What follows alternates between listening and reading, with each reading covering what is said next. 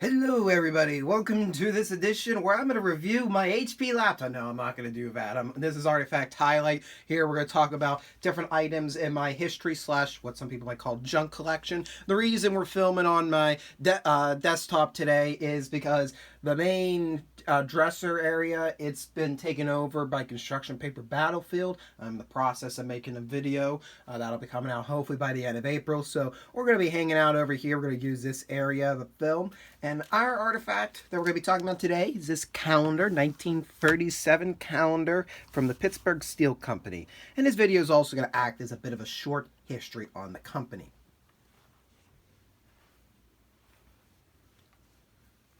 So Pittsburgh Steel is rather interesting. You have to go back to the turn of the century, go to 1900, when U.S. Steel, around that time, U.S. Steel was being bought out by J.P. Morgan and was being turned into the conglomerate that it became for the steel industry.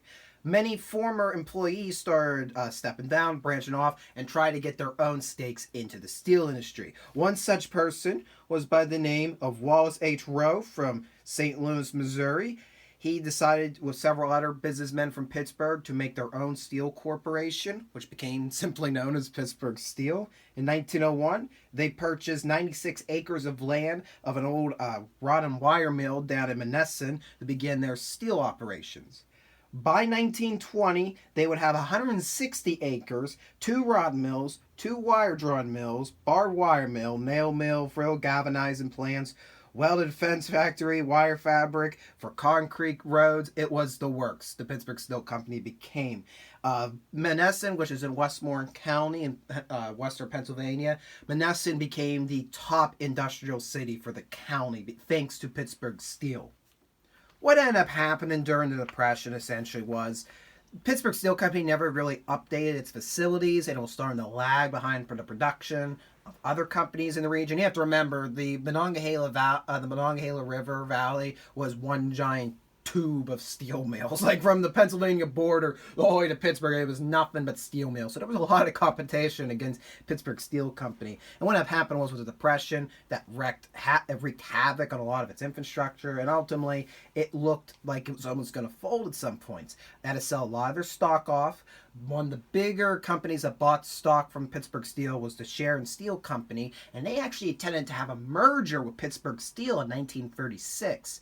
But then the U.S. government stepped in and threatened antitrust investigations, and that didn't happen, at least not in 1936. Remember this later on down the road.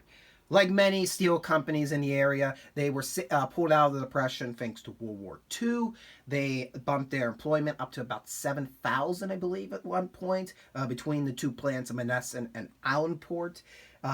For World War II, they were awarded the E for Excellence. It is a banner that the Army and Navy would award to various companies around the United States for high production values. In 1943, Pittsburgh Steel Company set their all-time record for producing steel and pig ingots.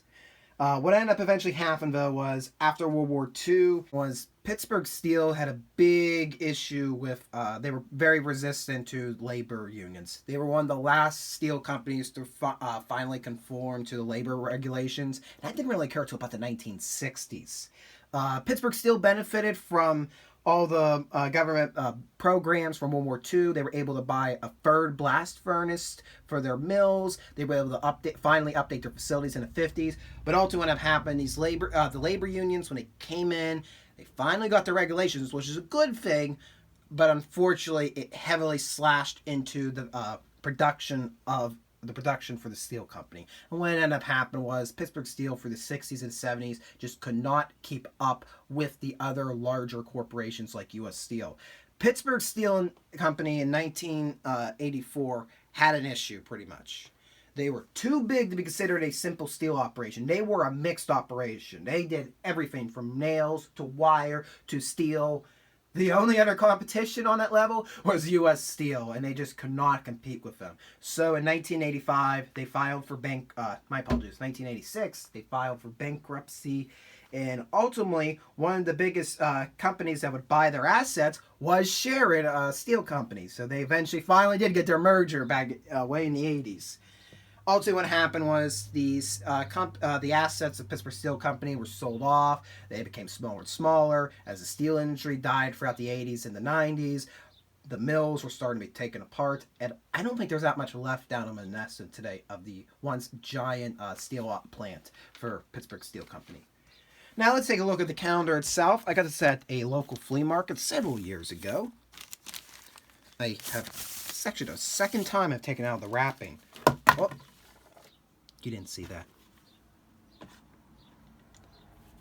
So this is the second time I think I've actually taken out the wrapping. I got it for $2. And this was in a phase where I was like 15, 16, and I was just buying anything that looked cool to me.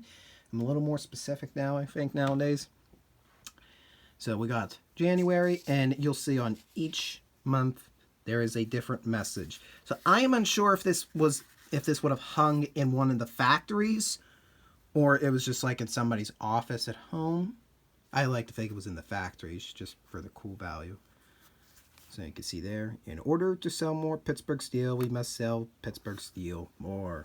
Oh, wonderful catchphrases. I'm sure those steel workers who were pretty much nearly dying were probably groaning every time they had to read one of these. The man who wins is the man who works, who never labor nor trouble shirks, who uses his hands, his head, his eyes. The man who wins is the man who tries. Very good. And up top, on the top, you can see there is a image of one of the steel plants. I'm assuming this is the Monessen plant because it was the larger of the two. So that concludes this edition of Artifact Highlight. Thank you for watching. If you liked what you see, be sure to hit that like button to let me know. And if you want to see more videos like this, subscribe to Readout Productions. And I'll be seeing you guys in the next video. Till next time.